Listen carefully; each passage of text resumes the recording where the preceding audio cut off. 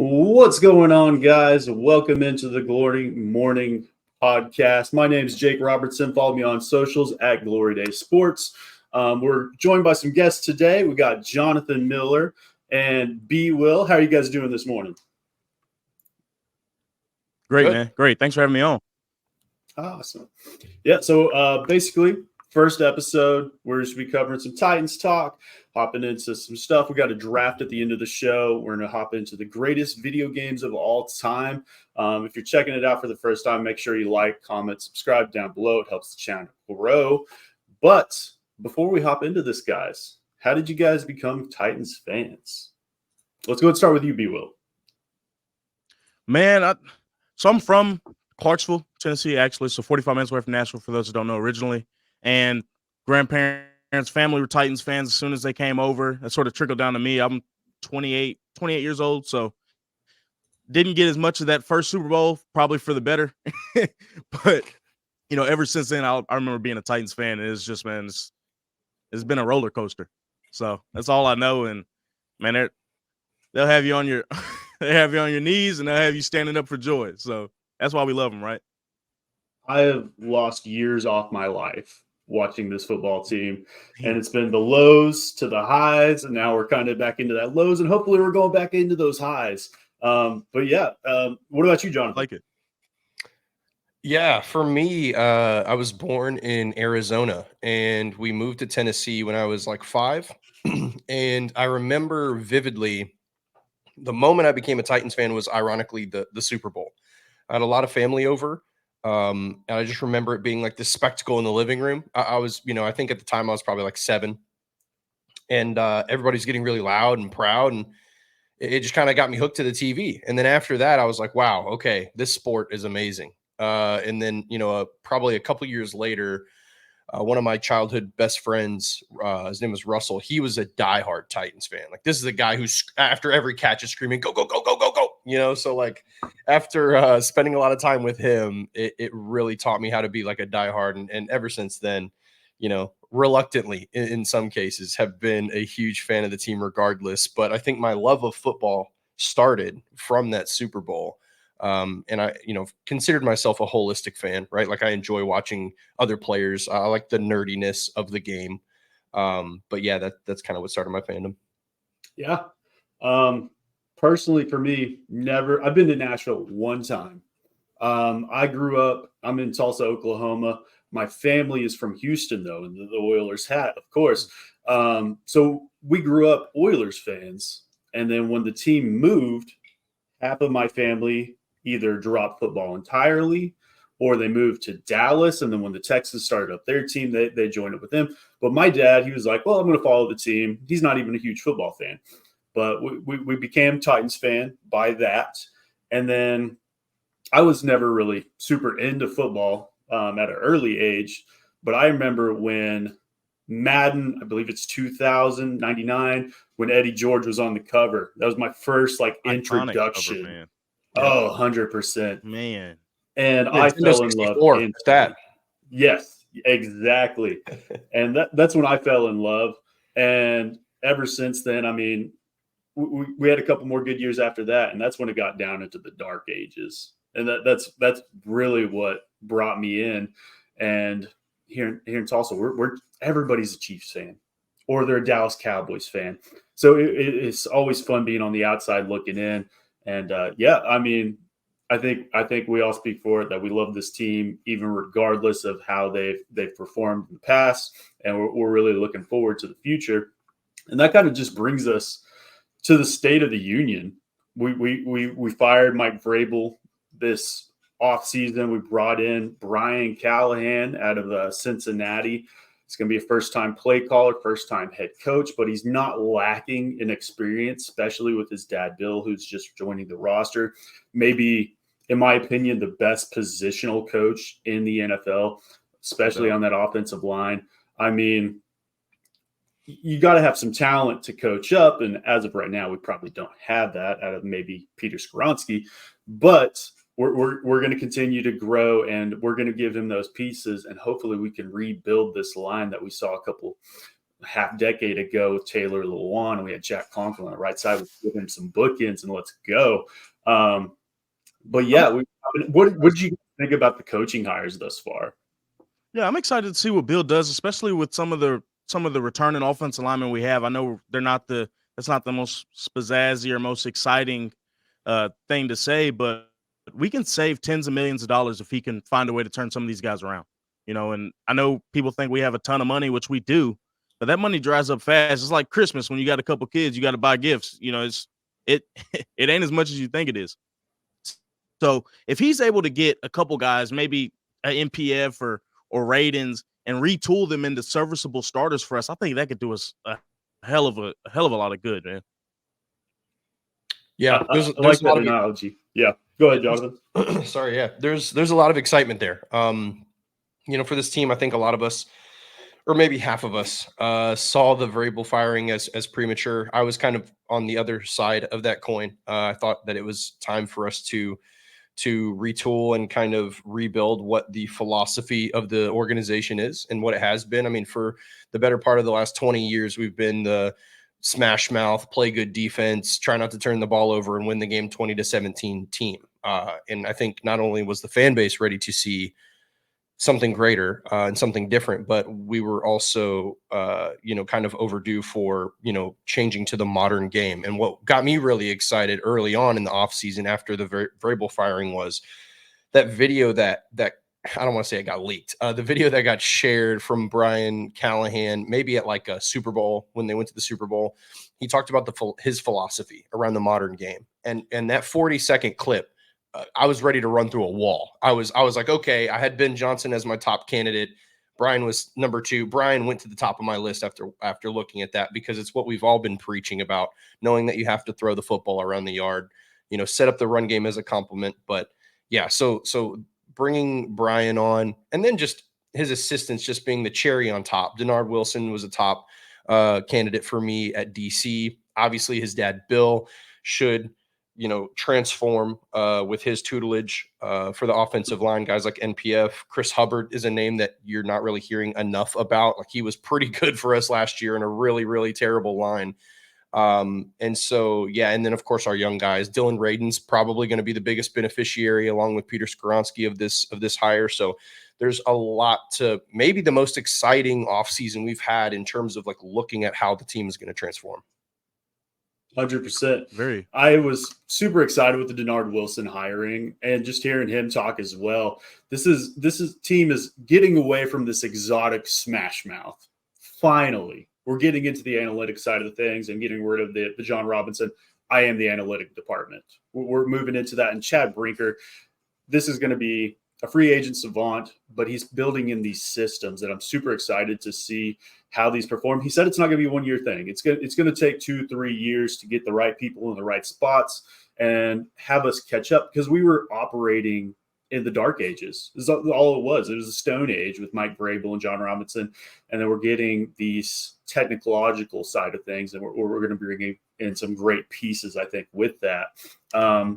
And then, yeah, Bill, he's gonna set the world on fire, and Brian's gonna just be there as well. Listening to Nick Holtz or Holes at this last press conference. No, I think you had it right. He cleared it up. It's Holtz. Is it? He said Holtz, and then apparently his whole OTP he said Holes. I listened to the OTP yesterday, and I heard Holes, but it was like I heard Holtz at the press conference. So whatever, maybe regardless, I think he is he's a lizard person sent here to be the scapegoat if the season turns, in my opinion. Yeah. But listen to he the embraces OTP, it too. Oh yeah, 100%. And listen to the OTP last night. I think it did bring me a more respect for him. I think this guy is going to come in, he's going to work, and maybe he can be a future Brian Callahan for somebody else, and then he can hire off, and then he can do his play calling. Right. But let's go ahead. We're going to do our best to rebuild this roster to the best abilities that we can. It's in the state of just devastation. So what I'm going to do is I'm just sharing my screen real quick. So what I did, here we go, is I have all of our current players on the roster that are under contract here. So this is our offense. I'll show the defense here in a second. We'll go over our Titans current free agents, and then we're going to add a couple players. We might do some draft prospects that we'd like to see, and we're just going to build this up. But just looking at the top, we'll start on offense. We got Will Levis. We got Tajus. We have the 32nd ranked QB, Will Levis, if you look at whatever that graphic was that came out earlier this week. Tajay Spears, I think we're – man. Oh, yeah. D-Hop, that's the wide receiver core. That's where it ends, in my opinion. Traylon Burks, Kyle Phillips. Hopefully you can see something with this new regime that can build them up. But that's it. That's all you're hoping for. And I'm not counting on them for anything. And then Okonkwo, Josh Wiley, Thomas Akoudie. One of Vrabel's guys, of course, international player, allows us to keep that additional practice squad player. We'll see how he comes in with this new regime. Maybe we can actually see him on the field eventually. But that tight end, we didn't see any of them. 1-2 punch. Yeah, we haven't seen him. 1-2 punch, and I liked what I saw in the preseason. But I'm pretty happy with Okonkwo, Josh Wiley. I liked what we saw down the stretch from Wiley before that injury. Started out really rocky, but he did kind of turn that around. And I'm sure we'll get into the Brock Bowers talk and all that stuff in the future. But as of right now, that might be my favorite position as far as just depth goes. And the offensive line, we touched on it earlier. Andre Dillard's probably gone with, I think it's March 3rd is kind of like that cutoff. I expect him to be gone by then. I think everybody on this fan base does. Yeah. And then it's Peter Skoronski and prospects that you're hoping that Bill can get a hold of and kind of bring up. Center, Aaron Brewer's gone. I don't think we're going to see him back. Daniel Brunskill played a little bit of center over at San Fran. So as of right now, that's the only person I could see hypothetically filling into that role. Right. And then that right side of the line, you got Radence, you got MPF. I liked what we kind of saw out of John Ajuko last season. Maybe that's a kind of flying under the radar prospect. But Radence was very promising towards the end of the stretch too. Yeah. I mean, very, very promising at right tackle. Which, if you ask him, I've seen him. Things that he's liked on Twitter and things that he's said in interviews, whether it was in the locker room, just talk, but he prefers to be on the left side. Doesn't look like he'll be on the left side, but I think a year of continuity for him, and I might be a little higher on him than others, but a year of continuity for him on just something simple like the same side of the line of scrimmage should do him a world of good. I prefer him to be inside. We get a guy like Onwenu. Between them two, we should be able to figure something out on that right side. Well, you got to think about this poor guy has been drug across the offensive line almost at all 5 positions, minus center, right? Like he hasn't had, if you talk, quarterbacks get this insane amount of grace when you talk about changing a system, like their offensive play caller changes, the system changes, they have to learn a whole new system. Well, it works kind of the same for offensive linemen. It's not as drastic, but if you go from right tackle to left tackle, that is a much harder transition than people think, right? Obviously, changing on inside isn't quite as drastic, but still a difference in, kind of how you approach certain assignments. So it is much tougher when you can't sit and kind of learn and have some stability at a position. So I'm with you. I'm a little higher on Dylan Radens than a lot of other people are. And I think that he probably is going to end up being the biggest beneficiary of the Bill Callahan hire because there is so much room for development. He has the raw talent. He has the experience now that we should see a pretty big jump for him, I think. And he's worked his tail off, man. He came back early last year from an ACL injury. People sort of wiped that under the rug, but he came back early last year. We didn't play him, but he was available early last year. So work ethic's there, talent's there. It's just a matter of, to me, I thought it was always coaching. And I think he has that now, obviously. So I'm excited to see what he does. And when we drafted him, I mean, he was a 2nd-round pick, but coming out of North Dakota State, it's going to take time to develop. And we've kind of seen that. I think if he can just clear up those penalties that we saw last season, I mean, I'm happy sticking him on the right side at either right tackle or right guard. I prefer right guard. And that's kind of similar to NPF. We last season was a wash from the very get-go with the gambling, the suspension. And I think he has the traits. And building that with we saw what Bill Callahan did with an Ohio State right tackle last season. So if we can get anywhere close to a DeJuan Jones out of NPF, I don't. We're very top heavy. Because if one of those guys goes down, you're starting an Andrew Rupchich, a Jonathan BWill, or a Lachivius Simmons. I have no idea who that is. I have no idea. When I was looking through the First time I've active seen the roster, name. I was like, yeah.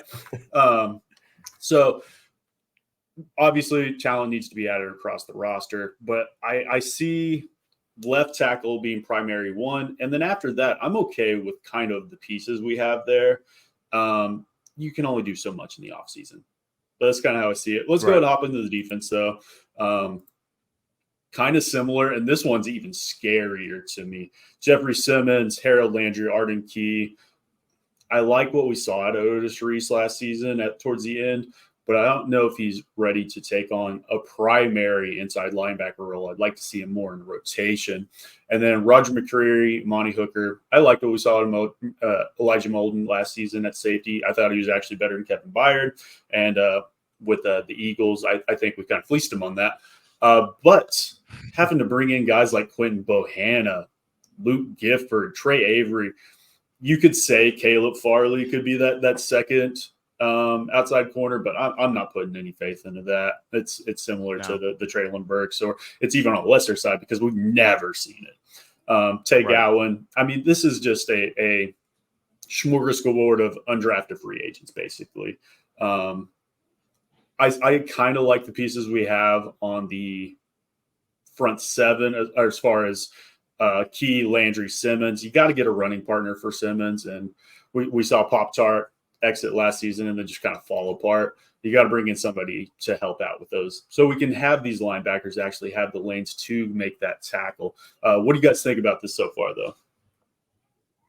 Man, I think it's really important that we get a one tech, because Bohanna, I don't know too much about him. I don't think he's going to cut it, but that's something that's really flown under the radar because that's such an important position in a lot of schemes of eating up double teams, allowing these linebackers to run free. And with Denard Wilson coming from that McDonald type defense, which is really a derivative of the LeBeau-ish type sim pressure look defense, you need a one tech in there that's sort of durable, that can bring a good pass rush, but also clog up some of those lanes. So that's a position I'm really looking at, is that one tech, and there's some good candidates in the draft for that. No secondary is what most people want to talk about, but that one tech is important.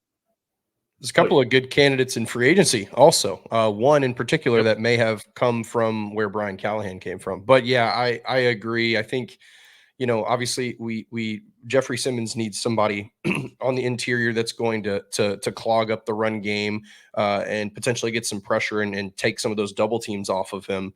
But yeah, holistically looking at the defense, I think that there's actually a lot of potential in the secondary. And one thing that I'm actually really excited about is I'm much higher on Chris Harris as a coach than a lot of people have seemed to be. We got to retain him. This is now the second offseason in a row where he interviewed for defensive coordinator job. So clearly the league holds him in high esteem.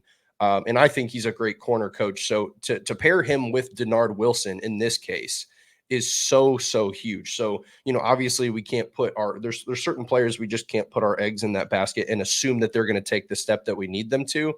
But folks like Traylon Burks on the offensive side, guys like Caleb Farley, guys like, Trey Avery, even Eric Garrer, these are guys that are young, raw talent that with the right tutelage could, potentially take that step. And I think that what's happened with our staff has been enough of a, 360 or 180 compared to what we had, that could be what a lot of these guys need. So I don't think it's being hopeful necessarily, because you're not going to assume they're going to turn into anything, like any breakout star player necessarily. But I think there is a lot of talent on the roster that can be further developed, which is a positive thing, especially, Jake, you mentioned at the top of the show, like you can't turn over the world in one off season, right? We're not going to go from, as bottom tier of the league to contending for a Super Bowl next year, most likely. But the good news is that you have a pretty solid base that I think a lot of people are kind of overlooking.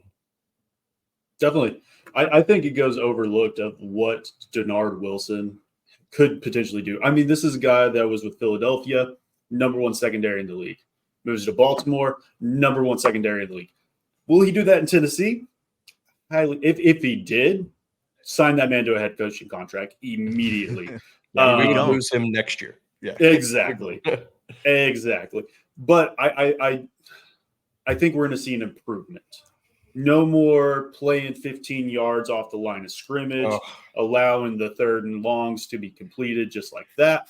I think he's going to get in their faces. He's going to send blitzes. We're going to be more versatile. And he talked about that all in the presser. And this is very, very intelligent speaker as far as just how he approaches the game. This is a teacher. And I think that's kind of what they've approached across the board with these coachings hires is they're great teachers opposed to great coaches. They're going to build these players up and they're going to get more out of them. But let's go ahead. Let's hop into our current free agents that we have kind of going into this offseason. Obviously, Ryan Tannehill's gone. Derrick Henry, that's going to get all the talk across just national media. Potential contract is $10.3 million per spot track I looked at. Got a lot of people putting him that high. That's a little high. That's very high in my opinion. That's very high. He might get that in total money, but it's not long gone are the days of guaranteed money for Derrick, I think, unfortunately. But yeah, I could see a $5 million to maybe 6.5, but 10.3, that's outrageous, in my opinion. That's over the tag. That's what the tag exactly. Is. Yeah. It makes no sense. If that's the case, send him to Baltimore. I love Derrick Henry, my favorite, maybe my favorite Titans running back of all time. And he will forever be in our hearts. But let him go chase a ring somewhere else, in my opinion. Let him go do that. Somewhere in the NFC. But yeah. Yeah, prefer the NFC. If I could choose. Yeah. I'm saying. Yeah. I think Danico's going to be a big one that we got to bring back as well. I mean, he's getting older. About that yesterday. Man, he's on the top of my list. Yeah. For re-signing. It's one of those things. He's gonna have suitors. Just based on last season. I mean, there was talks about him being potentially traded, and even as he ages, it's almost he's going to be around for maybe a year or two more before we see that decline off the cliff. And at this point in the season, does it make sense to bring him back and say, okay, you're going to be a piece for us this season, but we're not really playing for anything this season. We talked about as well. So it's kind of that catch-22. Ultimately, I think he's one of the leaders in the locker room. And with these young guys coming in, I would like to see him there regardless. Azeez Al-Shaair, that's another one. Great leader for us. Our true only inside linebacker that was on the squad last season with Jack Gibbons and nothing. But Azeez, we saw him. He was down to Super Bowl with San Fran. We saw the Achilles injury that happened there. I could see them potentially bringing him back. He's going to have suitors as well. He was on that 1-year deal. I would love to see Azeez back, but I'm not positive what that's going to look like. We kind of talked about Aaron Brewer earlier. He's gone. That's a variable guy. SMB, that one I'm kind of torn on. I believe he's a good player, and we saw it in spurts last season, but he doesn't really fit the mold of what Denard Wilson has used in the past and what he's kind of looking for. I don't believe he is a man corner. Where do you guys kind of fall on SMB? So with SMB, man, to me, it's the predicament that this team roster building wise in the secondary is in is we've got, in my opinion, 3 nickel guys. You got SMB, you've got McCreary, and you've got, and I still feel like Molden is really a nickel corner. And McCreary he's better than all 3 of them, in my opinion. But, SMB really thrived in that Todd Bowles defense in Tampa Bay. He played really well as a nickel corner in that guy where it's sort of similar to what Denard is going to do with a lot of sim pressures, bringing a lot of pressure, putting the corners on the island. But the difference is he's inside versus with us, he's outside. So that's just the thing with him. How well can he do it outside? I know everybody thinks about what's the one of the later home games where he got burnt on a fly route. That's something that people still think about. It's just, I don't know, man. I like him, but it also depends on the price, man. Yeah, that was in Houston. I was in attendance, and I was there, man. I tend to block things like that out of my head. Yeah, So real bad remember the game. games. Real Yeah, bad game. Sean is. I got a chance to meet Sean when he first got to Nashville, and got a chance to sit down and like talk to him a little bit about the team. And one thing I know is that one of the primary reasons why he came to Tennessee was because he was going to get a chance to play outside. So like obviously, thrived at nickel in Tampa, had a really great playoff stretch the year that they won that Super Bowl. And he was like, I want a chance to play outside. Like, I think that I can do it. So a lot of people, you kind of have to look at the year in context of this was the first year he played outside. Like he was the guy, after the kind of the Christian Fulton, series of unfortunate events, I'll call it. But yeah, I think I'm higher on Sean than a lot of people are.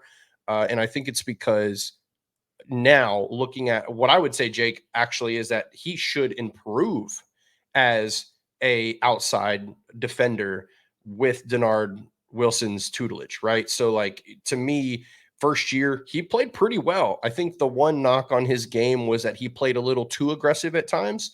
But how do you knock a guy for playing a little too aggressive? Like you need your, cornerback 1, cornerback 2 to be aggressive. You have to play with that violence. So, it got him caught a couple times too many, I would say. And that's probably the biggest knock on his game last year. But overall, I'm a pretty big fan of bringing him back on maybe a 1 or 2 year deal where the money is right. And then maybe look to throw a bag at one of these, top corners if they hit the market. That's kind of where I land on it too. I think he can be an average to above average CB2. That's kind of where I see him. And I mean, we've touched on it like 2 or 3 times already. Denard Wilson is a great coach, and he's going to build up this secondary. And if he can get what we saw was in Tampa Bay, SMB in the playoffs, this could be a great piece. And then we got the duo safeties, the Terrell Edmonds and the Kayvon Wallace, both hitting free agency. I liked what we saw of both of them. They are depth pieces, in my opinion. I wouldn't mind bringing back either of them, one or the other, or even both, in my opinion. Christian Fulton, don't let his dad see this video because he will come at you on Twitter. He's not back. He's not back. Fulton is such a boomer bust type of player. We've seen spurts where he looked like a cornerback 1, but there is far too many where he looks like he should not be on the field at all and getting outplayed by guys like Eric Garrer, undrafted free agent. We've seen it a lot of times. It's just inconsistency more than anything. Now the most important position on the field, the long snapper, Morgan Cox. Obviously, we have to bring him back. All pro. Bring him back. Throw him the bag. Yeah, this special teams. Exactly. This special teams unit. We have Nick Folk, who's also on this list. Wouldn't mind bringing him back. I like what we saw. He doesn't have that 50 plus. It makes you worry every time he's out there, but he's consistent. Liked what we saw, and we got him for what, a 7th round pick or something like that last season. I'm super content, not happy, content with that. I was surprised to hear that he wants to come back. I figured he might have been done. But one of the first interviews was like, yeah, I'll come back. And I was like, oh, okay. So yeah, I mean, if he wants to come back, I think that's a stopgap at kicker. Like we don't have to worry about that rotating door also. But then again, like, brand new regime, Brian and Colt, like maybe they come in and decide like, hey, let's go in a different direction. But I was fairly happy. I mean, I think all Titans fans were like relieved. It's like, okay, cool. We're not bleeding at this position anymore. Awesome. We'll take it. Yeah. The expectations were low. Yeah. And we know we got Stonehouse coming back from the injury. We're fine there. The kick returner spot, it's been up in the air for a long time. I mean, we saw Tajay Spears out there. We've seen Hassan Haskins out there.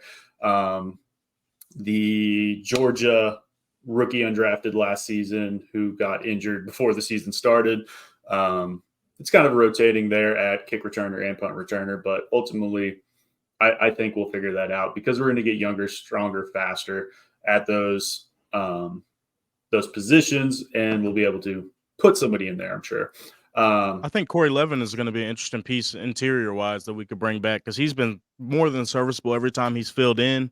And, he came from University of Tennessee, Chattanooga, Tennessee guy. I think he could be a really good depth piece for us, especially under the tutelage of Bill Callahan. See what he could do with him. That was our, as far as PFF grades, our leading pass blocker last season. I looked up the grades yesterday. It wasn't a lot of snaps, but he could potentially. Yeah, he's solid. He's solid. Good depth piece. And with Bill, maybe you can get a little bit more out of him, maybe get a low-level starter out of him. I mean, the rest of this list, there's some guys that you could consider. I mean, Dr. Gibby, I'm fine with. Julius Chestnut as an RB3. I like what we've seen out of Chestnut the preseason the last 2 years. Decent guy. And then Travis Gibson, I feel like was super underutilized last season. When he was out there, he's making plays. And this is a Tulsa kid. So I've been with this kid for a long time. And he just didn't fit the scheme here in Tennessee. And he didn't fit the scheme where he was coming from. We'll see if he can fit the scheme under this new regime. Is there any else on this list that you guys like to highlight? Yeah, I mean, I think, again, Chris Hubbard is a guy who's just not being talked about. And prior to his injury, he was the shining spot outside of Peter Skoronski on our offensive line. And that's going to be a hard conversation, right? Because maybe as Titans fans, we've seen such a horrible offensive line over the past 2 seasons that we're kind of like shining turds. And we're like, this guy is really good in this situation. And maybe he's not the guy that they want to go forward with. But I mean, I was really pleased with Chris Hubbard. The hard part is like you have NPF on, I think, going into the final year of his rookie deal. I believe so. Because he was a 3rd-round pick. So, you obviously are not going to cut NPF. Like he's probably going to get the nod just because of the contract situation, but would love to see Chris Hubbard back potentially to compete.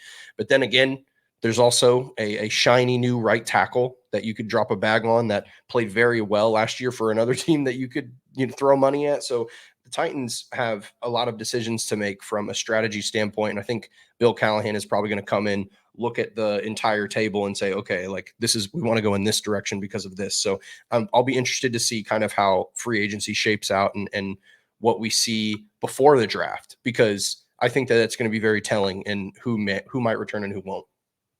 Awesome. Definitely. I think Kavon good. Wallace. I think Kavon Wallace, Yeah. He's got experience with Denard in Philadelphia. I think for one of Denard's, the year that they were first in pass defense, he was there with Denard in Philly. So I think that could be a piece that we could look to bring back, and that could be some continuance. He could sort of help these younger DBs in the defense with some of the language, because there's going to be some language difference between Bowen's defense and Denard's defense. So Kavon Wallace, he was productive when on the field, and at the very minimum, he could be a very good bridge for these other guys scheme-wise to sort of get things going and sort of accelerate that learning process in the offseason. 100%. I prefer Wallace over Edmonds. I think he was solid last season. I mean, It wasn't amazing, but he came in and he had to learn the system overnight and performed. I mean, that's what it is. Yeah. Well, let's go ahead. What we're going to do, let's start back on the offensive side. We're going to do a potential Titans offense. We're going to go one each and just talk about some guys that we'd like to maybe see brought in. I think the Titans are going to approach it. We might see 2 to 3 big names, I think, that could be added this season. And then it's just going to be depth pieces. So let's kind of dive more into the bigger names. And BWill, who's one guy that you're looking at in free agency that you'd like to add to this roster? Man, I think the guy I'm looking forward to most of us, and he's at the top of my list, is Onwenu from New England. Either he or Trent Brown, depending on what we do with the first-round pick. One of those tackles from New England, we've got to find a way to get in. I'm becoming more and more receptive to bringing Trent Brown in as somewhat of a stopgap, and we could draft a tackle a little later and let him develop under Callahan. That's if Neighbors is available at 7. But Onwenu, he's one of those guys that can come in, play right tackle. He's a heavier frame right tackle, and he sort of fits the power gap scheme more than the zone scheme from the tape that I've seen. But that's definitely somebody that I'd like to see brought in. I really like what he does in the run game, and he's just a big pillar in the pass game. You can't get around him. I think he's like 6'4", 6'5", 350 pounds. He's a man. So 350 pounds. Got pulled up right here. That's a unit. Yeah, he is a monster, man. but he's also nimble. So he can get around in the run game. He sort of struggles a little bit when you ask him to move a lot in the zone run game. If he's got to reach to a linebacker at the second level or something, that's not his game. But you ask him to go duo on a 3-tech, him and that guard are going to blow up that 3-tech. It shows up on tape all year with Onwenu.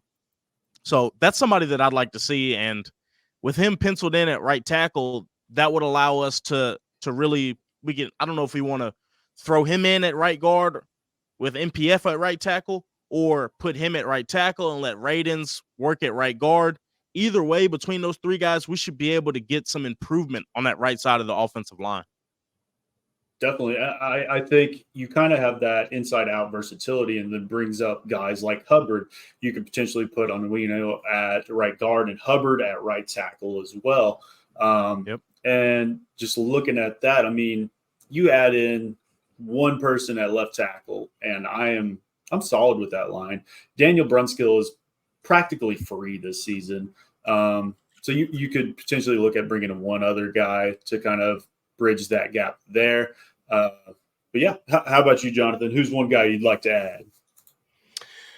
Well, this is situational, right? There's a couple of things that can happen that could land us in a good spot. So I'm going to give you two scenarios. I'm going to give you a dream scenario for me, and then I'm going to give you probably a more realistic scenario. So we're dreamers here. Both of these scenarios are at the wide receiver position, which is obviously a position of need, though probably a conversation for another day. But I think Treylon Burks is going to see big improvement in his game in the Brian Callahan offense, where he's going to be able to go back to the slot and kind of play out of that. But dream scenario for me is Ran Carthon picks up the phone and he calls John Lynch and he says, John, I'm going to give you a top 40 pick. You just go ahead and send Brandon Ayuk this way and we'll throw him a bag. So Brandon Ayuk is my dream receiver. I know everybody's been talking about T. Higgins. T. Higgins would be awesome. I would not complain. I'd be very happy about T. Higgins. Just a little worried about the injuries on T's side. But Brandon Ayuk played like an absolute stud, top 10, top 5 receiver really this year in very many ways. His usage in the Super Bowl is a complete head scratcher and should be studied. But Brandon Ayuk, you throw the 49ers a second round pick, I'd be totally cool with handing that pick to them. You want to know why? Because I'm going to use that on a receiver regardless, most likely. Mm-hmm. So that's my dream scenario. That's in a best case world. Brandon Ayuk is not going to play for $14 million next season. He's not going to do it. So either they're going to pay him and then cause some potential issues on the defense or wherever else they need to spend that money, or they're going to tag him and he's going to demand a trade, and the relationship's going to get worse. And we've all seen how, receivers have worked their way out of teams. So that's dream scenario. Realistically, what we're going to be looking at on the wide receiver position is, probably like a Tyler Boyd. I'm not super high on Tyler Boyd, but I think he would be a great addition. He's clearly shown a lot of promise inside of the Brian Callahan offense, Zach Taylor offense. So I'd like to see someone from him. And then the last one I'll touch on really quick that's an option at wide receiver would be Hollywood Brown. Everyone, the fan base seems to be really high on this addition. I think he would be great. I think he's a lot better than what a lot of people are giving him credit for. He's kind of resurged and almost like reemerged in his career in Arizona prior to his injury. But for me, the deal breaker is at around 14, close to $15 million a year for Hollywood is a little rich potentially for this team. And I don't think he's signing for 2 or 3 years. He's probably looking for a 4-year, $16 million deal or something like that. So if the money is right for Hollywood, he would be an awesome addition. The most realistic option is probably going to end up being Tyler Boyd for a very affordable deal. And then the dream scenario is Brandon Ayuk. If we can snag him, would be amazing. I'll take the blame on the Hollywood hype. As an Oklahoma fan, I kind of put that post out earlier this week. I do like Hollywood, and I'd like to see him there in Nashville. It's probably not going to happen, especially with the way that Brian has talked about the wide receiver he likes to look at as far as bigger, stronger, faster, the more T. Higgins, Brandon Ayuk-esque role. You could argue Ran Carthon was in love with Zay Flowers, which was reported last season. Hollywood kind of fits that mold for me. He's more slight, but the same kind of idea. Tyler Boyd makes a lot of sense for me to bring in.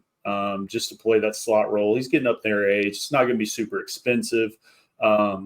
But similar to kind of how we talked about Kayvon Wallace on the other end, he's going to help bridge that gap as far as how they can talk about with the plays and stuff. I'll give one. Yeah, go ahead. I was going to say, sorry, I just wanted to add one piece to this, which is critical, right? A lot of people are kind of writing off Traylon Burks, and maybe rightfully so, right? We've seen a couple of years now of non-production, but I think what's happened is that they drafted Traylon Burks to be A.J. Brown, and he's not A.J. Brown.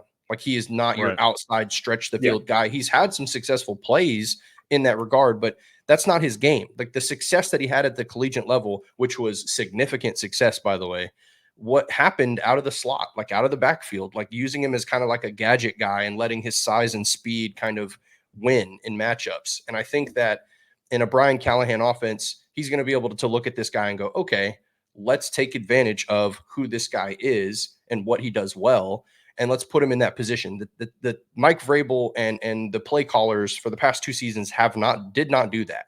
So, does he have to overcome the injury situation? Yes. But I think my point is that we should see significant breakout. As long as he stays healthy, we should see a significant season from Traylon Burks this year. And then you have to replace what he was in the offense, like a dedicated X, like a big body guy that could stretch the field. Maybe Mike Williams gets cut. Maybe that's an option. So that's why I'm kind of okay with the Hollywood Brown marriage for the Titans, because he can stretch the field with that speed, that level of speed we don't have on the team. So I would be fine with that. It's going to be really interesting to see. Or go ahead. I was just going to say the Mike Williams thing is interesting just because with the injury history of Mike Williams and Traylon Burks, you're at least considered maybe one of them will be healthy all 17 games. You're at least going to have somebody out there. Someone's got to survive. Exactly. Yep. All right. I got one that I'll throw in here. I talked about Daniel Brunskill. He can play center if needed, but there is a guy over there in Las Vegas that I'd really like to add. Love what I see. I think he's only 26 years old, so this is a guy that you can sign for the next half decade even and still get great production out of, and that's Andre James. I've liked what I saw. But yeah, that's just a guy I'd like to throw in there. Shouldn't be super Connor Williams expensive. in Miami as well. Yeah, another one. He's coming off an ACL injury, but I mean, he has been exceptional and down there in Miami over the last 2 or 3 years. There's a lot of good centers on the market. There really is. The Cowboy, I think, is Tyler Bezadas. I probably butchered his last name, but that another solid option. These are younger guys who probably won't fetch like north of $8 million a year or anything like that. So it should be pretty affordable to plug in and get a starter at center in free agency. So that should be big for us. Yep. Definitely. Awesome. Well, I think we did what we could do to make this, as far as free agency goes, better on offense. And next week we might throw in some draft to this as well. I mean, obviously we can throw one of the left tackles in there, Alt or Fashanu, and then we're off and running. But let's go ahead. Let's hop into the defensive side of things, and we'll hop into our draft and get out of here. We covered this earlier. We're lacking talent here. We're lacking a lot of talent. But let's go ahead. Let's start with you, BWill. Who's somebody you'd like to add here on defense? Man, the big name is L'Jarius Sneed for me, and that might seem like a pipe dream, but we've got the money to do it, and that would turn the whole tide of this defense when you add an X corner like that. And it's not just one that can only play outside. He used to play inside, and now he moved outside, has improved even more. He's the guy that can shadow a one of another team and really make it easier on a lot of these other corners. So money shouldn't be the reason we don't get L'Jarius Sneed. It might be destination in Nashville. It might be where we're at as a team.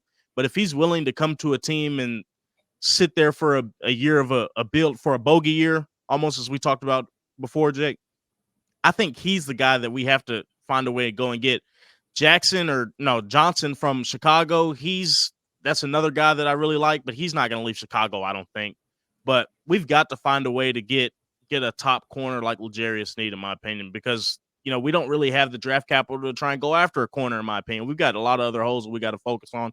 Corner's a big hole, and you've got a guy like L'Jarius Sneed that can fill that hole in free agency, and money shouldn't be the issue, like I said. Yeah, if we're throwing a bag at somebody this season, I would like it to be one of these premier corners. It's one of the Agreed. most Definitely. important positions out there. Legarius, he can be that CB1 for somebody. The only thing that did concern me this past season was he had a lot of penalties as far as PIs. But I look at that at the same way as those are kind of finicky. It depends on Yeah. who's the ref, and it shows that he's competing at the catch point, something we haven't had in a very long time. So I love that pick. How about you, Jonathan? Who's somebody you'd like to add? Yeah, I was gonna go corner as well, but I'm glad BWill went that way. So now I get to go in a fun direction. And this might be the most glaringly obvious addition to this team that should absolutely happen. You can give him the money he needs to earn, that he has earned, by the way, in this past season, and that is Geno Stone. I know that there's not a glaring need. Elijah Molden has played, fairly well back there, but I don't think that's maybe Elijah's best position and natural position. I think Elijah plays best in the nickel, and I think he could slide in certain packages where maybe it's a 4-receiver set or something like that. But Geno Stone had an absolute monster year for our new defensive coordinator. So I think that there is an obvious connection to the team there. I think there's obvious need where he could come in and make an immediate impact in a secondary that desperately needs the help. And then pairing him with Amani Hooker you want to talk about just a bunch of hybrid backs that are just going nuts in the backfield back there. I think that would be a huge get for the Titans and be an instant upgrade to the secondary. 100%. Man, I'll be honest with you. I like Geno Stone too. And this is who I should have said instead of Snead, because this is a little more realistic, but Chauncey Gardner-Johnson. I'd like to see him in a Titans uniform. We haven't had a defensive player. I mean, Jeff brings some a little bit, but from the secondary perspective, we haven't had a guy in the secondary that brings some swag, some grit, some get in your grill since Cortland Finnegan. Chauncey Gardner-Johnson is a guy that's going to bring some swag to this defense, bring some even more attitude. You got Jeffrey Simmons talking crap to the offensive lineman. You got Chauncey Gardner-Johnson doing it on the back end. People aren't going to want to play this defense, especially if we're producing. That's a connection to Denard Wilson in Philly as well. He had his best year really well his with him in career Philly. with him. So yeah, I think either him or Geno Stone would be thrilled to have. What do y'all think 100%. about both? Hooker's on the. I'm not as high on Hooker as others are, but we can get, I think it's $4 million in cap savings with Hooker. Chauncey Gardner-Johnson is not going to be that expensive. I'd rather see Stone and Gardner-Johnson than Hooker. We know what we got in Hooker, and that's if he stays healthy. Yeah, I think that would be tough money-wise, right? Like if you sunk that much. I mean, obviously, if you go after a corner, which we have to add a corner, like even if you're re-signing some of the guys that we have, they're going to throw some money there. Maybe it's Chidobe Awuzie or somebody else in free agency. So I'm not sure that they would add 3 starters in the secondary and sink all that money into that position group. But I think we're definitely going to see 2 of the 3 for sure. And I think it'll just be a matter of like, maybe it's a negotiation piece. Maybe it's hey, would you want to come here and build something with us? Because that's what it's going to take. But I think Denard Wilson is the guy. That's why I know everyone is high on Denard, but I don't think I can stress enough how big of a hire Denard Wilson was, because it's going to elevate our defense and our secondary in a huge way. So maybe 2 of the 3 make sense there. Yeah. I wouldn't be mad, though. No, I wouldn't be mad if we did, but yeah. No, I'd be jumping for joy. But yeah, I'll go ahead and add 2 here. And this is one of them I haven't seen posted yet. I mean, we've seen the Denard Wilson connection, and we've seen it a few times now. That Patrick Queen, that's going to be the inside linebacker that everybody's shooting for. In my opinion, I don't like shelling out big money to a position that doesn't make a huge difference from a average to high-end player. I would love to see him in a Titans uniform, take somebody away from Baltimore. That's awesome. We'll always love that. But somebody I see maybe a little bit more realistic is going to be Isaiah Simmons, former first-round pick, kind of that inside linebacker safety hybrid coming out. We've seen him kind of make that full conversion, hyper athletic. I think this is a more athletic version of Aziz that we saw last season. I think he's going to come relatively cheap after being traded to the Giants from the Cardinals, where he spent his first 3-4 seasons. It's a guy that I would like to see fly around in this Denard Wilson defense. And then this one's just for my heart. As far as interior defensive linemen go, Titans fans are going to be very familiar with him, and that's just Daquan Jones. This is a guy that's been with the Bills, plays very few snaps over there because that's what he is. He's a 1 to 2 down defensive lineman. I would like to see him help stuff the run, similar to what Tart did the last couple seasons.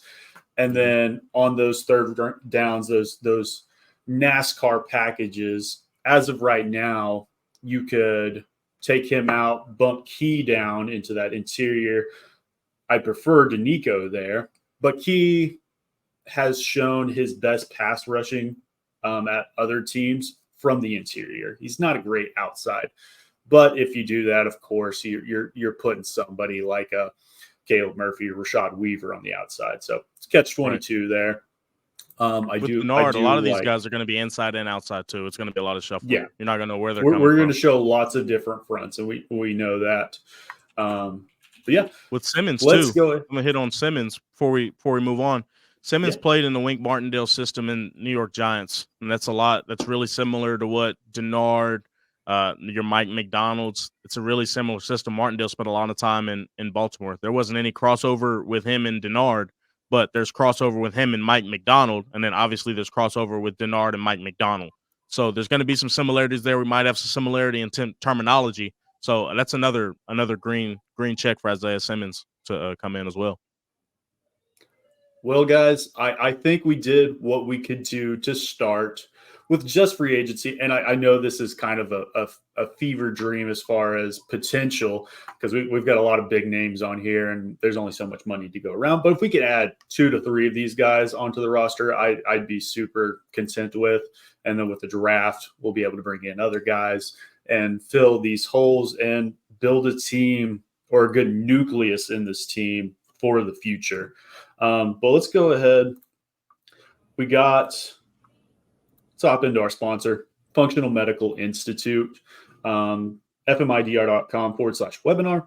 Functional Medical Institute, largest functional medical practice in the world at this point in time, a little over 10,000 active patients all over the world, multiple countries, all 50 states, specializing in blood work, DNA testing, genetics testing, hormones, peptides, supplementation, nutritional guidance. If you're looking to look and get out of this pill for an ill mentality that the nation kind of has going on right now, and you're just wanting to get healthy, lose some weight, whatever it is, whatever is harming you, feel free to check out the free webinar. You save $200 on your initial consultation with either Dr. Mark or Michelle. And but let's go ahead, guys. Before we wrap up today, we got a little draft going on. And thanks for everybody that's tuning in. I've seen us get up to 10, 11 viewers today. This is the first episode ever. So with that many people checking out, make sure you subscribe, make sure you comment. We'll be doing this every Thursday morning, 7 a.m. Central Time. So definitely tune in. We'll be posting on all major podcast platforms here soon as well. But we got a draft going on. We got 4 rounds, greatest video games of all time. And I'm going to stop sharing my screen. But we're going to hop into this and we're going to get out of here. But we're going to go snake draft style. Each guy gets four picks. And then at the end of this, we'll kind of compare, we'll go over notes, and then we'll get out of here. But how about Jonathan? Would you like to kick us off with the 101? Then we'll go BWill, me, and then I'll go back to back, and we'll go reverse order. But yeah, Jonathan, you want to kick us off? God, that is immense pressure. The 101 in greatest video games of all time. Jesus. Oh my God. Okay. Okay, so I think that the world of video games is an art form, and so many people enjoy so many different types of video games, all the different genres. It's kind of like saying, like, what's your favorite movie and stuff like that, right? It's all, subjective. So what I would say is, for me, if I'm picking the 101 best video game of all time, then I have to, a part of me wants to take a game that I'm close to, which is like the Halo franchise. So I'd be like leaning Halo 2 or something like that, but I'm not going to do that. I'm going to try to keep it holistic, right, for everyone. And I think with the 101, I would have to go, I'd probably have to go Super Mario 64. It's on 'Cause my that list. game It's high on my was list. that game was ahead of its time by many, many, many years. I mean, the replay value, people, after 25 years, people are doing all kinds of crazy stuff like speed runs, and it's just so deep. You could sink so many hours into it, and the mechanics of the game is so deep that it's like, man, I can't believe this game was released on the Nintendo 64. It's just so good. So a lot of games could have gone into that spot, but I think I have to put Mario 64 there. When I think nostalgia, that is literally the first game that comes to mind. Yeah, Remember hopping on the 64, eating my Cheerios and drinking my chocolate milk and playing for hours on end.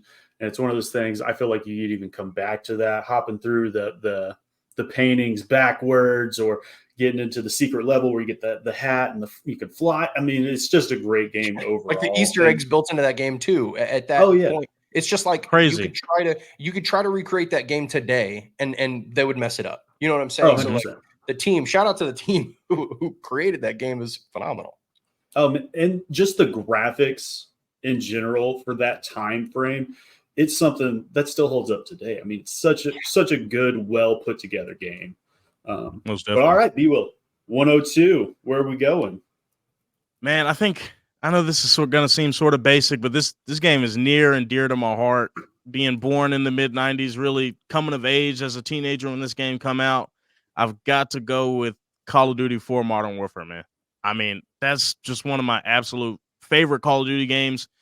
It's really tapered off since then, but man, just logging the hours, and not even hours, the days and weeks playing that game. It was sort of ahead of its time with the graphics wise, but just the gameplay in itself, the campaign mode was exceptional. Man, I've lost way too much time on Call of Duty 4 Modern Warfare, man. You had to get those prestiges up. You got to get 10. The prestiges, oh my gosh, man. Classic. Yeah, 100% classic. And it really started that online community with that. And there's a couple other ones I'm sure we'll get into later, but that was one of the OGs. And it really just brought together those abilities to kind of switch up your guns and have strategy behind it. Most toxic lobbies you'd ever seen. And that was the best part. Oh, that was the best part. Yeah. Yeah. People still talk about it online, those lobbies on there. All right. Mine, I got back-to-back picks here, and that makes it real hard. Because there's two that I look at that are you can trade out of the pick if you need to. I got to take a pick because my 101, my 102, and my 103 are still on the board. But the first one's pretty easy for me. It's GTA 5. Just the replayability of it's been out forever now. We know they're working on the 6, but it's so far ahead of its time. We've seen this open map layout now, and that's kind of what started it as far as how big it can really get. It's just as close to a perfect game, in my opinion, that it can be. But then rounding it out, this isn't my 102. I'm going to go to the 103 just so I can kind of take this whole side of things. And I'm going to go Red Dead Redemption 2. Oh, yeah. And just kind of pair those two together. Same developer. And it just kind of took it to the next level. Everybody loves Westerns. So you just can't beat those games. They're just so awesome, in my opinion. So I got GTA 5 and Red Dead Redemption 2. And Red Dead 2 is so cinematic for 2018. Oh, yeah. I mean, they did an exceptional job with that game, and it's still a really good game. You can still pick it up and sink hours and days into it. And I was a super big fan of Red Dead 1. I think that was on PlayStation or maybe it's PlayStation 2. I don't remember. But it brought it even to the next level, and I love that game. But yeah, we're going back to you, BWill. We started out with Call of Duty Modern Warfare 2. Where are we going with our second pick? Man, for me, this goes back to just replayability. And also, for me, there's an art to having a game this good that's lasted this long be as accessible as it is as well. And I've got to go with Tetris, man. I mean, Tetris, just how much you can play it, the addictive factor. That was for me, that was one of the first addictive games that I've really played. And now it's got taken to a whole nother level with, Fortnite and all that. But Tetris, man, I mean, just the simplicity of it, but also the accessibility of it all mixed in together, and to where everybody can pick up Tetris and be able to play it. You don't have to read a manual. You don't have to look up YouTube videos to play it. It's simple, but it's also so complicated at the same time, man. Or you can play it on your calculator in school. Like, come on. Yes. I want to talk about utility. Yes. I can't remember what it's called, but there's I wouldn't even say it's a disease, but there's a mental thing that goes on. If you play it for so long, you start seeing Tetris in real life and how things stack up together. I don't remember what it's called, but it's something. I mean, that kind of goes OG with Pong and all those other ones. It's been Snake. It's been around for a very long time, but you can pick up a phone today. Exactly. The greatness of it, man. It's so simple, but anybody can get behind it. Awesome. Well, we got Call of Duty and Tetris. I would say those are about as polar opposite as you can get. They are. So you're covering the board. Jonathan, we got the 203. We got Super Mario 64. We're going with the third pick in the second round. This one's kind of tough because there's quite a few games that deserve this spot, but I think I'm leaning towards a classic multiplayer game, the first of its kind when it comes to everybody just playing on the same screen, being super competitive, super dynamic game.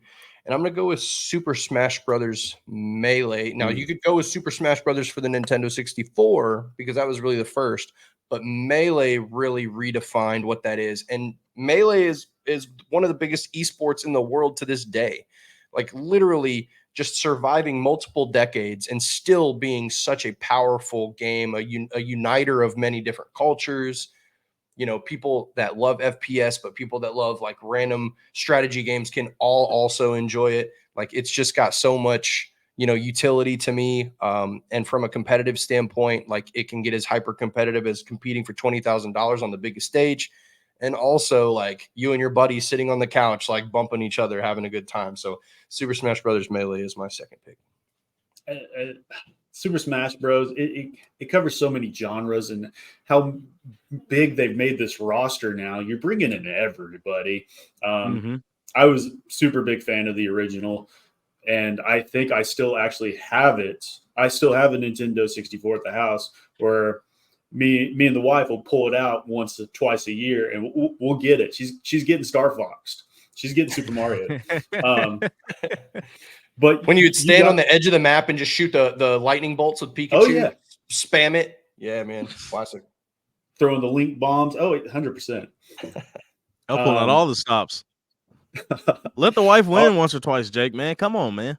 Hey, she cooks me, and was it Super Mario Party? We got all of those as well. She destroys me. I don't even understand it. But yeah, you got the back-to-back picks, Jonathan. So perfect. Yeah, that's right. So at the top of the third round, I'm gonna go. I have a spicy. My favorite pick of all of them is going to be in round 4. So I'm going to save that one. At the top of the third round, I need to say Halo 2. I need to. It's in my DNA. Yeah, I have to say it, but I want to say something else. You know what? That's fine. I'll make the decision in round 4. You're right. It's got to be Halo 2. Halo 2 has to go here. At the start of the third round is an absolute steal of value. It was in so many ways paved the way for competitive FPS. Like you're talking prior to the Call of Duty boom, you're talking like obviously things like Unreal Tournament and stuff like that. Counter-Strike existed prior to Halo 2. But when you talk about like the console FPS takeover, Halo 2 started it all. And you could argue Halo 1 as well, but Halo 2 is when it boomed and became super popular. The game is timeless. The functionality, everything about it was so crisp. The maps were great.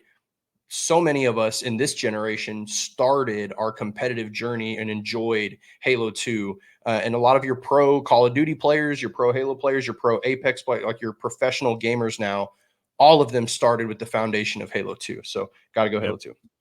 When you were talking about that third round pick, when you went Super Smash Bros., you started talking about this multiplayer game. It's kind of the OG, and we're going into it. I wrote down, I don't know if you guys can see that, but I put Halo 2 because I thought that's where you were going, and then to get it back to back. I mean, you know what? I'm glad you said that. I'm going to give my rationale just like a real draft, right? The reason why you go Super Smash Brothers Melee in that regard is because to this day, literally a couple days ago, they had one of the largest events. They had like an arena completely filled, and they were playing Melee. So that's why. Wow. That's why you give the nod to. I quote tweeted it. So if you want to hop on my Twitter and go down a couple posts, you'll see it. But it's from Genesis, which was the tournament organizer. It was, I mean, timeless game. So yeah, that's why I went with that over Halo 2. Yeah, definitely. All right, BWill, we're going back to you, and we are hopping into your third pick. I'm gonna go with another one that's very near and dear to me that I've logged weeks and months on with friends, spent whole summers playing, is Grand Theft Auto San Andreas, man. I mean, it's sort of ahead of its time in an aspect of just the sit down and playability with Grand Theft Auto San Andreas. I mean, I can remember logging weekends, looking up cheat codes. We had to go to the GameStop and buy the magazine with the cheat codes because we couldn't really look them up back then. It was, we didn't really have phones. So we get the cheat codes in the magazine, tear out the magazine papers, and be putting in the cheat codes like that. I mean, that's the kind of stuff that I miss with. I'm not gonna say I miss it with video games because I don't want to have to go to Blockbuster or whatever, if there's even Blockbusters left, to find the cheat codes. But it just goes back to the novelty of it, of just the purity of video games when it was back then, man. It was amazing, man. What a time it was. Good one. Definitely. I've seen lists where people have San Andreas higher than GTA 4 just because of what it did. Just for the culture, man. 5. San Andreas was insane, man. It really revolutionized the gaming world there for a time being. You can't. You got a new San Andreas meme every year. From Grand Theft Auto San Andreas. So it's just nuts, man. It was big. It was like one of the first games that highlighted a black main character and made it like cool in that instance, right? Like that was like a really big deal for, like I kind of grew up in, areas where I was like one of the only white kids, and I knew like, it was really important. Like it got talked about a lot. Like parents got excited about that prospect because it's like, oh, okay, cool. Like this is me. You know what I'm saying? Like the representation matters in gaming, especially at that time, because gaming was looked at as like a waste of time. Like, oh, you need to go outside and play and not sit in. And like, that was a big part of the movement. And it also helped that the game, like from Vice City to San Andreas, like so many new features and so many new like aspects of what you could do within an open world happened for San Andreas. And that made it so amazing. So yeah, that's a good one. Radio Los Santos as well. I mean, huge. Come on. Bangers. Yep. Come on. Bangers. Yep. All right. Well, I got the back-to-backs to finish up here. And I got a lot of things on my board. But the first one's pretty easy for me. And we're just going back to that nostalgia pick. And that's GoldenEye 007. We're going back to the Nintendo 64. Kind of surprised it's still on the board here. Best value of the draft. Super big value. I think it speaks for itself. If you got started in the gaming community during that 64 time, I mean, everybody played GoldenEye. You can get the top hat with Odd Job, throw that around the map. You can get the golden gun. I mean, it's just such a good game. The music can't be understated also, like the theme. Oh, 100%. Oh, that's my God, important for games, man. Banger. The music is very, very important. All right. And then for the last pick, I could go a bunch of different directions. But I'm going to go with Pokemon Yellow. That was going to be my pick in the third Was it really? Yeah. I didn't think that was going to be on anybody's board. Nice. But yeah, we're getting into the handhelds. And I think we all probably started on red, green, or blue. And you had to make that hard decision. Are you going Pokemon? Are you going Charmander, Squirtle, or Bulbasaur? Yellow, you got Pikachu. And if you were a fan of the show, that meant so much. I remember having the yellow Game Boy with Pikachu on it. It actually got stolen in school. But that ultimately, I think, is a separate genre that we don't see on this list yet. And I think it really does lead the top of that genre. But all right. BWill to finish it up with the 402. Where are we going? And for me, I'm gonna have to go back to the Call of Duty franchise because that's something I've just played and played and played. And I'll have to go with the OG Modern Warfare, man. I think that might have been the first Call of Duty, if I'm not mistaken, with titles and emblems and just the customizability that you could have had. They really revamped some of the loadouts and stuff. And looking back at some of the titles and emblems from that time, guns were able to be gold at that time. So I mean, just that really ushered us into this new age of customizability. That's a big word. That's way too big of a word this early in the morning. But such an exceptional game and really led us into this new generation of where we're at now with Call of Duty. You can have 25 attachments on a gun. It sort of, for me, it started at Modern Warfare, and they've sort of got out of control with it now. But that's like the roots of it almost. You could argue maybe some of the best competitive maps of any Call of Duty. Like that was a really, really good one. Like obviously Black Ops. And then when you were going from Black Ops to Modern Warfare, like it was just like, it was so good. Now it's not quite the same, but classic. All right. Yeah. I mean, Call of Duty. We got those out there. Jonathan, last pick of the draft. Lots of pressure. Where are we going with the last pick? Mr. Irrelevant. I am so excited that this is the pick. I'm even more excited that I now don't have to pick between Pokemon Yellow and this pick because that's what I was going to have to do. This pick is exciting. It's a classic. It's something that maybe not a lot of people have gotten a chance to play, but as an elder millennial, this was one of my favorite games on the Nintendo 64. And as far as mini games went, no game was better. So with the last pick in this draft in the 4th round, Mr. Irrelevant is going to be Diddy Kong Racing. Oh man.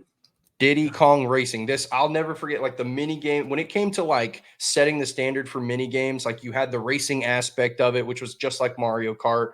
But then you also had, like you could fly an airplane and steal eggs from your opponent's, nests and stuff. And it was just a blast. So yeah, got to go with Diddy Kong Racing to close it out. Exceptional pick, man. We covered the majority of games that I had listed. I had 14 on mine. For me personally, some games that just did make the cut. Great undrafted free agents out there. I had NCAA football 14, last of its kind. Obviously, we're getting the new one coming out this year, or not this year, but probably next year. Robinson on the cover. Yeah. I mean, it ended an era, and I remember playing that game 2 or 3 years afterwards, just because it was the last. Diablo 2 was one for mine. I loved that playing growing up, and then the SOCOMs. If you guys ever played the SOCOMs growing up, 2, 3. I think it was that third person shooter, but kind of started that revolutionizing and hopping into Call of Duty from there. That was kind of my OG as far as that goes. You could say Fortnite, Minecraft, and we might get some hate in the comments for not picking something like that. It's so popular now. It's just not my cup of tea. They're appreciated. They're appreciated. They're fine. They're good. Yeah. We're above that age, I believe, as far as going back into that.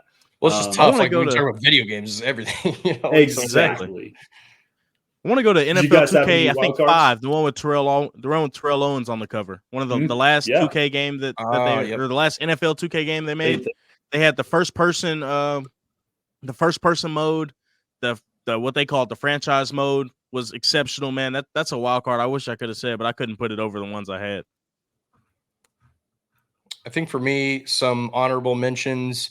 Donkey Kong Country for the original Nintendo. I mean, that one is a classic. And then, of course, like some new age stuff, like you mentioned, Fortnite. Fortnite is paving the way for gaming right now and breaking barriers. So, I mean, that's worth mentioning. But The Legend of Zelda, the original, as well as Breath of the Wild for the Nintendo Switch. That one in time. All of those are bangers.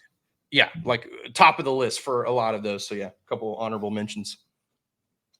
I think we covered it, guys. These are the 12 best games ever, and I don't think there's any debates. And I'm sure nobody will disagree with us. But I think we covered a lot today, guys. Before we close it out, do we have anybody in the chat? I noticed we had a couple questions that we didn't get to address. One was just NWI question mark. So NWI question mark exclamation point. I think that's when we were talking about free agents. And I think we did talk about it briefly. This is a Mike Vrabel guy, had the injury at the end of the season. I don't see him being back personally. I don't see what he brings to the offense. If he comes back, what does he bring? To be honest, he's a great blocker. Great blocker on the outside, and that he's cheap. That's about it. Exactly. Yeah. I mean, he definitely developed as a receiver. I mean, he made some big plays. But I think that you guys hit the nail on the head. I think it's just there's going to be a lot of reform that needs to happen in that room. And in some cases, they won't be able to do that with guys like Traylon Burks, Kyle Phillips, who are still on their rookie deals. So there's only so much room. And I'm pretty sure Brian's going to want to fill in his, fill in that room with some of his own guys.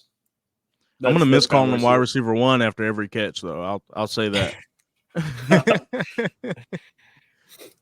The only other one that we had come through, we should sign SMB. I think we did touch on that. We touched on the pros and cons of that. I agree. We should. Yep. Yeah, I definitely agree with that. But remember to, guys, like, comment, subscribe. We'll see you guys next week. We'll be posting some on socials as far as how the draft went. We'll be posting some clips throughout the week. But we'll talk to you guys later. We love you, mean it. See ya.